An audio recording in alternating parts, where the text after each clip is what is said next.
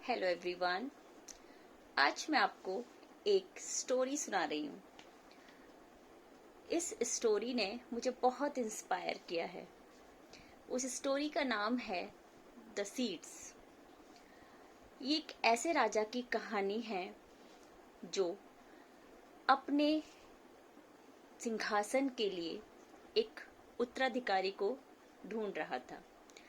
उसके घर में बहुत सारे लोग थे जो कि उत्तराधिकारी बन सकते थे, लेकिन राजा ने अपने घर से उन उत्तराधिकारियों को ना चुन के उसने बाहर का एक बंदा चुनना चाहा, क्योंकि उसके राज्य में एक से एक बढ़ के महान युवक थे और वो उन्हीं महान युवकों में से एक युवक को चुनना चाहता था, क्योंकि उसके राजमहल में जो उसके बच्चे थे वो बहुत आलसी और भोग विलासी थे। तो राजा ने एक दिन घोषणा की कि मैं अपने राज्य का उत्तराधिकारी चुनना चाहता हूँ, तो जितने भी युवक हैं वो सब आ जाएं। तो सारे युवक राजा के पास जाकर एकत्रित हो गए। राजा ने उन सबको एक एक सीड बीज दिया और कहा कि 1 साल के बाद आप सभी को इसे प्लांट बना के मेरे पास मंदिर वाले रास्ते से लेकर आना है, मंदिर में लेकर आना है। सारे लोग चले गए। उसमें एक छोटा सा बच्चा था, युवक, उसका नाम था चुन। उसको भी राजा ने एक सीड दी और उसने वो सीड राजा से लेकर अपनी माँ के पास गया। माँ ने उसे एक बाउल दिया, उसमें उसने वो सीड जर्मिनेट करने के लिए रख दी। 1 महीना हो गया, वो डेली उसमें पानी देता था, सब कुछ करता था, लेकिन वो सीड जो थी वो जर्मिनेट नहीं हुई। 1 साल होने को आ गया। अब उसको वो परेशान हो गया और उसको लगा कि 1 साल होने को आ गया, ये सीड तो जर्मिनेट हो ही नहीं रही है, इसमें तो कुछ भी अंकुरण नहीं निकल रहा है। तो वो अपनी माँ से बोला कि माँ, मैं राजा के पास नहीं जाऊंगा, ये खाली बाउल लेकर तो बिल्कुल नहीं जाऊंगा। मैंने बहुत सच्चे मन से 1 साल तक इस सीड को ग्रो करने के लिए बहुत मेहनत की, लेकिन इसका कोई फल नहीं निकला। उसकी माँ बोली, नहीं बेटा, आपको जाना चाहिए। आपने मेहनत की है, आपने अपना पूरा एफर्ट्स लगाया है, तो एक बारी आपको राजा के पास जरूर जाना चाहिए। अब वो जो युवक था वो लेके चल दिया सीड को। वहां पर देखा उसने कि जितने लोगों को राजा ने वो सीड दी थी, सब के बहुत सुंदर सुंदर से प्लांट्स थे।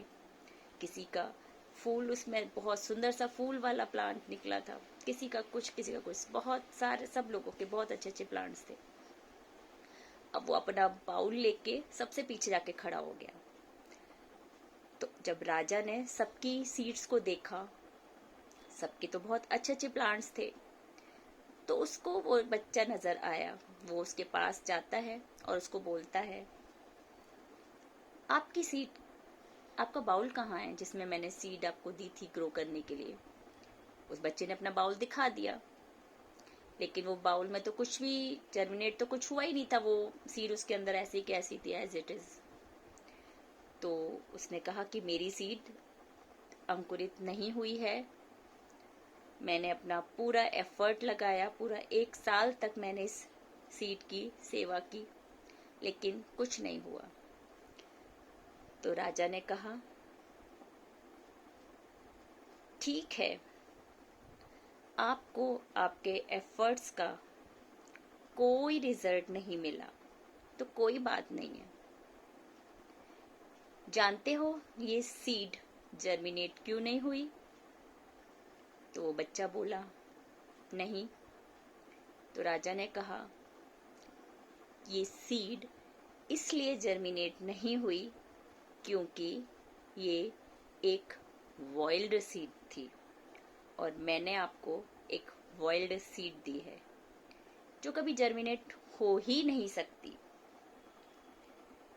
लेकिन अगर आपकी जगह कोई और होता तो शायद वो इस सीड की जगह कोई दूसरी सीड जर्मिनेट कर कर मेरे पास लेकर आता।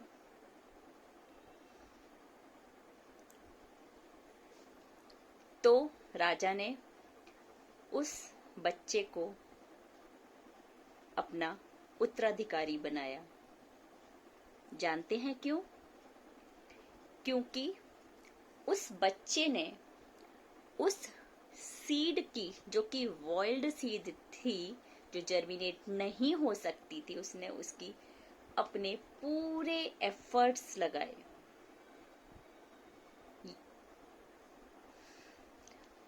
और वो सीड जर्मिनेट नहीं हुई, लेकिन उसको उसके एफर्ट्स का रिजल्ट मिला, वो राजा बन गया।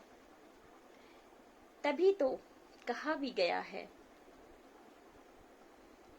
लहरों से डर के कभी नौका पार नहीं होती, कोशिश करने वालों की कभी हार नहीं होती।